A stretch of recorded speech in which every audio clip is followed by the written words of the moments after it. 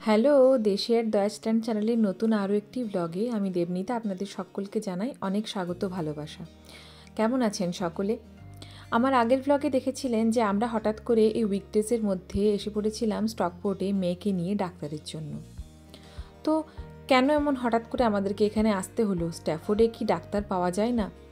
আর এখানে ডাক্তারের পরিষেবা কীরকম, অ্যাপয়েন্টমেন্ট কীরকম পাওয়া যায়, এই সমস্ত কিছু নিয়ে আমার আজকের ব্লগ। তো সাথে থাকুন। বাস আমাদেরকে নামিয়ে দিয়েছে এই চেয়ারডেল বলে একটি ছোট্ট জায়গাতে। আসলে ডাক্তারের ঠিকানা এইখানে।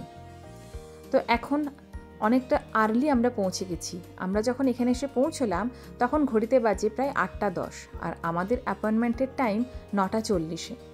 তাই কোথায় ঘোরাঘুরি করব, কাছে পিঠে দেখতে পেলাম একটা সুন্দর পার্ক। তো ভাবলাম এই পার্কটা একটু ঘুরে দেখি। তো এই হলো চেয়ারডেল গ্রিন বলে একটা সুন্দর জায়গা। এটা একটা পার্ক কাম গার্ডেন। এখানে নাকি প্রত্যেক শনিবারে মেকার্স মার্কেট বসে, মানে বিভিন্ন রকমের লোকাল ফার্মার্সরা তাদের জিনিসপত্র নিয়ে এখানে বিক্রি করবার জন্য নিয়ে আসে। শুধু ফার্মার্সই না, অনেকে আবার বিভিন্ন এমব্রয়ডারি জিনিস, হস্তশিল্প, সে সমস্ত কিছুও বিক্রির জন্য এখানে নিয়ে আসে। তো আমরা তাই এখানটা ঘুরে দেখছি। সকাল সকাল বৃষ্টি হয়েছে, তাই সব কিছু কেমন বৃষ্টি স্নাত। আর এই বৃষ্টি স্নাত সমস্ত কিছুর মধ্যে গাছপালা, ঘাস, রাস্তাঘাট আর আকাশের এক ফাঁক থেকে সূর্যি মামা উঁকি দিয়ে যে হালকা কিরণ দিয়েছে, তাতে করে পুরো জিনিসটা একটা ভীষণ মায়াবী দেখতে লাগছে। পার্কে ঘুরতে ঘুরতে এই একজনের মূর্তি একটা চোখে পড়ে গেল। পরে গিয়ে সেখানে পড়ে দেখলাম যে স্কচ বব বলে এই ব্যক্তিটির মূর্তি। ওনার আসল নাম ছিল জেমস টেলফোর্ড, কিন্তু উনি স্কচ বব নামে এই গোটা চেয়ারডেলে ভীষণ পরিচিত ছিলেন। আসলে উনি নাকি এরকমই ঘোড়ায় চালিত বাস চালাতেন এখানে এই চেয়ারডেলে। সময়টা হবে ওই 1800 শেষের দিকে কিংবা 1900 শুরুতে। তাই জন্য ইনি এখানে একজন খুব পরিচিত এবং বিখ্যাত ব্যক্তি। আর ওনার মৃত্যুর পরে ওনাকে স্মরণ করার জন্য এই ধরনের একটা স্ট্যাচু ওনার জন্য বানিয়ে রাখা হয়েছে। আমার মেয়েও দেখছিলাম ওই স্ট্যাচুর মতো করে দাঁড়িয়ে ওনাকে ফলো করছে, আর আমাকে বলছিল একটা ফটো তুলে দাও। তো আমরা এই পার্ক থেকে বেরিয়ে এখন হাঁটা দিতে লাগলাম যে কোথাও গিয়ে ব্রেকফাস্ট করা যায় কিনা। সকালে তো সেরকম ব্রেকফাস্ট করিনি। এখানের মেডিকেল সিস্টেমটা না একদম আলাদা, জানেন। এখানে তো NHS চলে, মানে ন্যাশনাল হেলথ স্কিম। তো আমরাও তার আওতায় পড়ি, কিন্তু ওই NHS-এর থ্রুতে আমাদের প্রত্যেকের আর কি নিজস্ব লোকালিটিতে একটা করে সরকারি হাসপাতাল আছে। সেই হাসপাতালগুলো জিপি মানে জেনারেল প্র্যাকটিশনার হিসেবে গণ্য হয়। তো কোনো কিছু হলে আমাদেরকে ওইখানে ফোন করতে হয়, আর ওইখানে ফোন করে যাই, ওখানে গিয়ে ওরা দেখে দেয়। কিন্তু স্পেশালিস্ট ডাক্তারের অ্যাপয়েন্টমেন্ট পেতে গেলে সেই আবার এই জিপির থ্রুতেই যেতে হয়। মানে আগে যেরকম জার্মানিতে থাকতে আমার পছন্দ মতো ডাক্তারকে আমি সামনে থেকে ফোন করে অ্যাপয়েন্টমেন্ট নিচ্ছি, এখানে ব্যাপারটা নেই। এখানে সেই জিপিকে বলতে হবে, ও একটা রেফারেল লেটার লিখে দেবে, তারপরে সেই অ্যাপয়েন্টমেন্ট পাওয়া। আর অ্যাপয়েন্টমেন্ট পাওয়া মানে পাওয়া তো নয়, কোনোটা 3 মাস, কোনোটা 4 মাস, কোনোটা আবার 6 মাস, এই এতটা টাইম গ্যাপ। তো ইংল্যান্ডে আসার পরেই হঠাৎ করে বিন্নির পায়ে এরকম লাল লাল দানা দানা বেরোতে থাকে। আমরা দেখে ভয় পেয়ে যাই, আমরা ওকে জিপিতে নিয়ে যাই। তো ওই গত 15 দিন ধরে জিপির চক্কর কাটতে থাকি। ওষুধ চেঞ্জ হয়, ওষুধ দেয়, কোনো কিছুতেই তো কমে না, উল্টে বেড়ে যায়, গোটা গায়ে হয়। তো বাবা মা হিসেবে তো ভয় লাগে বলুন। তাই কোথাও কিছু না পেয়ে এখানে প্রাইভেট ডাক্তার বুক করে এই স্টকপোর্টে আসা। আর যেগুলো NHS-এর ডার্মাটোলজিস্ট, তাদের অ্যাপয়েন্টমেন্ট পেতে সময় লাগছে 3 মাস, 3.5 মাস, 4 মাস। ততদিন পর্যন্ত কেউ অপেক্ষা করবে বলুন তো? তাই জন্যই আজকে আমাদের এখানে আসতে হলো। তো এখন দেখি এখানের প্রাইভেট ডাক্তার কি বলে। রাস্তার উল্টো পিঠে দেখতে পাচ্ছি চিট অ্যান্ড চাট বলে একটা ইন্ডিয়ান স্ন্যাক্সের দোকান। সকালে দোকানটা খোলা নেই, না হলে আমরা সকালের ব্রেকফাস্টটা ওখান থেকেই সারতাম। এখানে প্রচুর ইন্ডিয়ান দোকান আছে। আর এই এখন একটা সুন্দর চার্চও দেখেছি। আর চার্চের সামনে একটা আপেল গাছ দেখুন, পুরো গাছটা একদম লাল আপেলে ভরে আছে। এই চার্চটার নাম হচ্ছে সেন্ট ম্যারিজ প্যারিশ চার্চ। এটা একটা সানডে চার্চ, মানে রবিবার দিন খোলে। তো আজকে তো সানডে নয়, আজকে বুধবার, কিন্তু আমরা চার্চটা বাইরে থেকে তো ঘুরে দেখতে পারি। সময় অনেকটা আছে হাতে, সময়টাকে তো কাটাতে হবে। তাই চলে এলাম এই চার্চটিতে।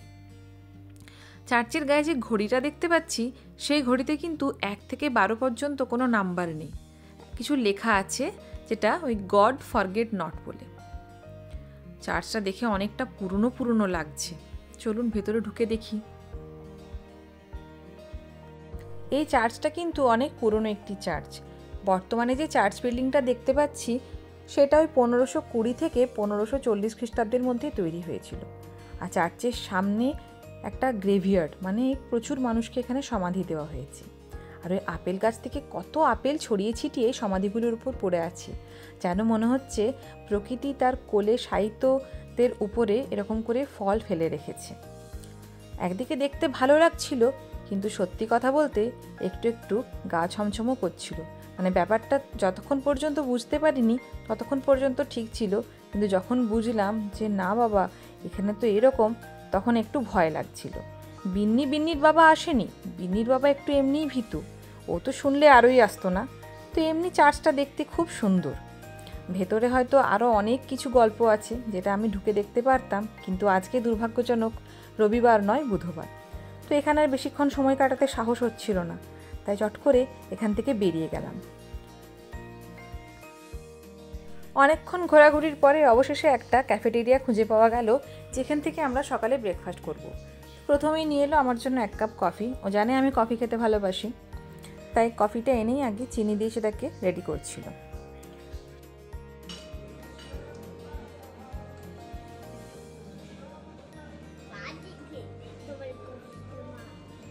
খাচ্ছিস কেন? সকালের ব্রেকফাস্ট ওই স্যান্ডউইচ, বার্গার, কফি দিয়ে করতে করতেই সময়টা পেরিয়ে গেল। তো 9:40 প্রায় বাজতেই যাচ্ছে। তো আমরা এখন চলে এলাম এই ডাক্তারের কাছে। এই হলো ডাক্তারের ক্লিনিক। তো ভেতরে ঢুকে গিয়ে দেখি ডাক্তার কি বলে।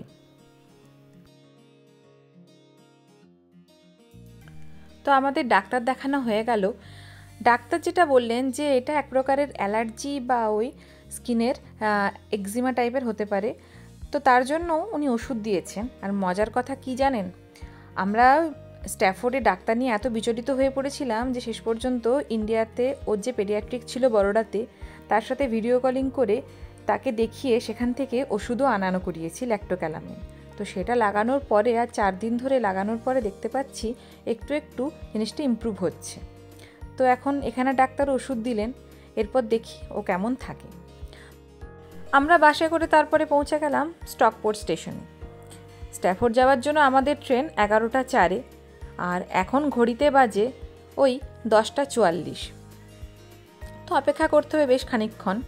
ওর বাবা আবার ফিরে গিয়ে অফিস যাবে, নতুন নতুন তো, তাই হয়তো ছুটিটা নেয়নি, ওই হাফ ডে করে চলে আসবে আবার। তো আমাদের ট্রেন চলে এলো, আর এই ট্রেনটা মনে হয় লন্ডন যাচ্ছে। এই যে লেখা আছে এখানে লন্ডন ইউস্টন।